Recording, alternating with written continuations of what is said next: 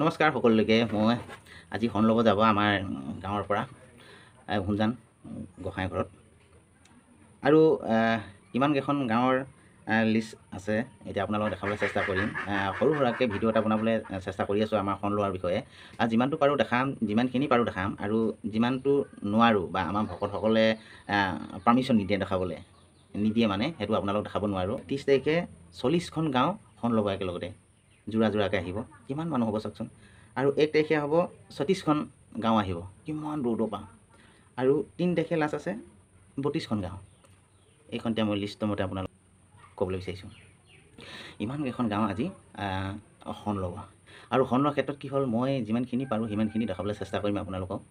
সকলোখিনি মই আপোনালোকক দেখাব নোৱাৰিম, কিয়নো মহিলাৰ ক্ষেত্ৰত মই দেখাব নোৱাৰিম। মহিলাখিনি সদায় ৰাতি তেওঁলোকক গা ধুৱাইগৈ আৰু তেওঁলোকক ৰাতি দণ্ড দিয়াই, ৰাতি কি কৰিব লাগে আমাৰ গুৰুসকলে, মহান ভক্তসকলে, গাঁওবুঢ়াসকলে পাণ ধোৱা বুলি কয় আমাৰ, সেই পাণ ধোৱাসকলে যিখিনি কৰিবলগীয়া মহিলা সেইখিনিক মানে দিনত নকৰে, ৰাতি কৰে। সেইকাৰণে ৰাতি কৈ মেলি তেওঁলোকে তেতিয়া শেষ হৈ দিব।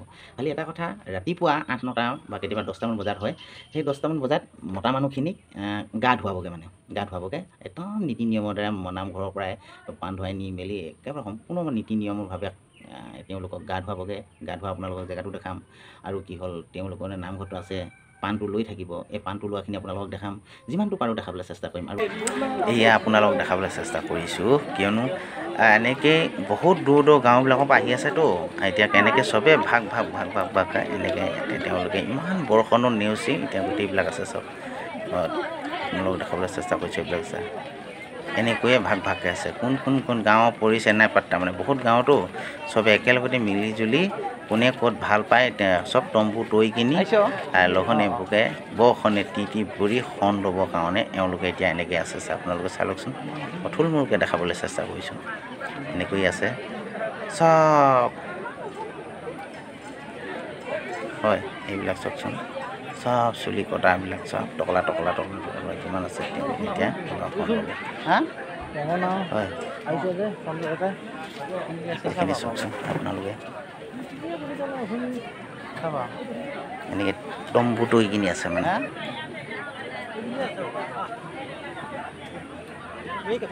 বাইক চাইক এইবিলাক থৈছে ৰাতিৰ কাৰণেও সুবিধা, পোহৰ চোহৰৰ কাৰণে চব থৈছে। এনেই চাহ তাহ খাবৰ কাৰণে, কেঁচা প্ৰসাদ খাবৰ কাৰণে এইবিলাক লোকে গেছ চেছবিলাক আনি কিনি আছে।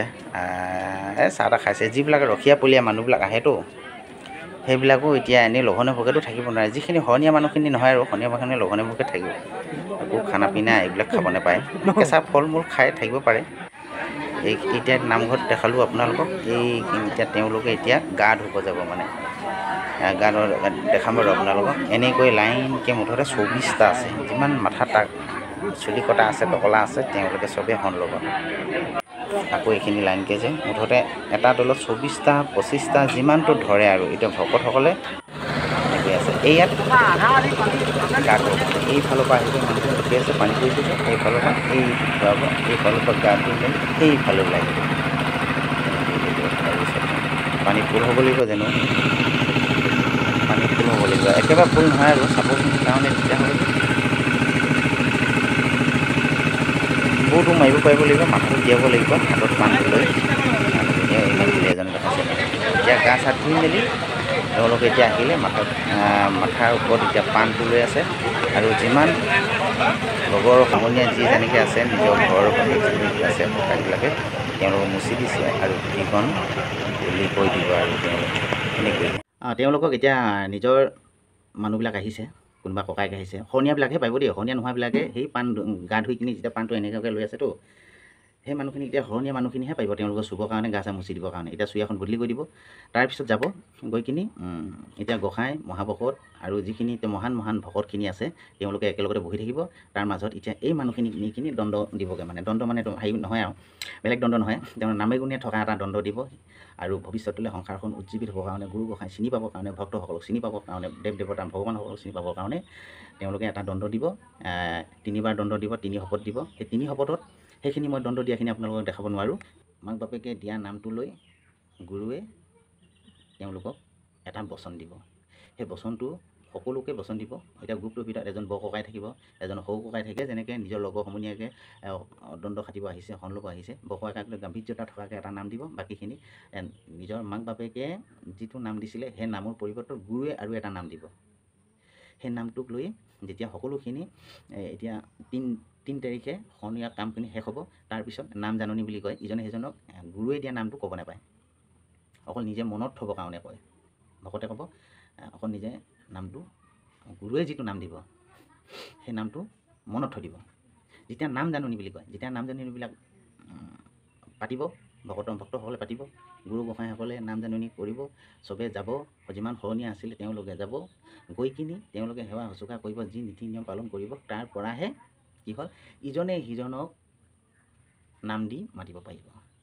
যিদিনাখনিৰ পৰা শৰণ ল'ব, নাম জাননী হ'ব, সেইদিনাখনিৰ পৰাই কি হ'ব, ঘৰত মতা বা ঘৰত দিয়া মাক বাপেকে যিটো নাম দিলে মানুহজনক বা মোকেই দিলে, সেইটো নাম নেকায় আৰু মাত দি নেমাতে। মোৰ কুটুমসকলে মোৰ লগত বোলে, এনেই উদাহৰণ হিচাপে ক'বলৈ গ'লে, মোৰ বোলে 5জন মানুহ আছে, সেই 5জন মানুহৰ লগত বোলে মই এতিয়া এটা কুটুম হৈ গ'লোঁ, হয় নাই বা 10জন আছে, 10জন লগত মোৰ কুটুম হৈ গ'লোঁ। সেই 10জন কুটুমৰ লগত এতিয়া ঘৰত মোৰ আই পিতাই যিটো নাম দিছিলে সেই নামটোৰ লগত এতিয়া মাত দিয়া দি নহয়। গুৰুৱে যিটো নাম দিছে সেই নামটোৰ পৰাহে আমি ইজনে সিজনৰ লগত মাত দিব পাৰিম। কিছুমানে হৰি পাব, ৰাম হৰি পাব, এনেকুৱা বিভিন্ন দিশত নাম পাব। এতিয়া নামটো গুৰুৱে দিয়া নামটো, সেই নামটোৰ লগতে আমি একদম মৃত্যু হোৱা আগমুহূৰ্তলৈকে আমুকা বুলি গুৰুৱে যিটো নাম দিব সেইটোহে আমি নিজৰ কুটুমসকলৰ লগত আমি মাত বচন কৰি থাকিম। মানে মিলা প্ৰীতিৰে, ইজনে দুখ হ'লে ইজনে সহায় কৰিব, সিজনে দুখ হ'লে ইজনে সহায় কৰিব, সুখতো দুখতো ইজনে সিজনৰ মৰম চেনেহ থাকিব। এয়াই আৰু মানুহৰ সময় সাপেক্ষে গুৰু ঘৰলৈ যাব লাগিব, সকাম খাব লাগিব, এয়াই আৰু নামে গুণে থাকিবৰ কাৰণে এজন মানুহে বিয়া পাতি কিনি শৰণটো ল'ব লাগে। কিয়নো আমাৰ জনগোষ্ঠীটো কি হ'ল, যদি শৰণ নোলোৱাকৈ বিয়া পাতি কিনি যদি শৰণ নোলোৱাকৈ থাকো, সেই মানুহজনক কি বুলি কয় জানে নাই? চণ্ডাল বুলি কয়। আৰু তেওঁৰ হাতে চোৱা বহুত মানুহে, আমাৰ মানুহে এতিয়া কি হ'ল, চোৱা ভাত নাখায়, চাহ পানী টোপা নাখায়, ওচৰত ভাত নাখায় চোৱা বুলি। সেইকাৰণে কি হ'ল, আমাৰ শৰণ ল'লে এটা সকলোখিনি এটা শক্তি থাকে। আৰু কি হ'ল, মানুহে তেওঁক এজন আকলি ল'বৰ কাৰণেও চোৱা বুলি নকয়। মানে সেইকাৰণে আমাৰ জনগোষ্ঠীটো বহুত যথেষ্টখিনি টান। এনেকৈ আৰু মই থুলমূলীয়াকৈ ভিডিঅ'ত দিবলৈ চেষ্টা কৰিলোঁ শৰণীয়া বিষয়ে।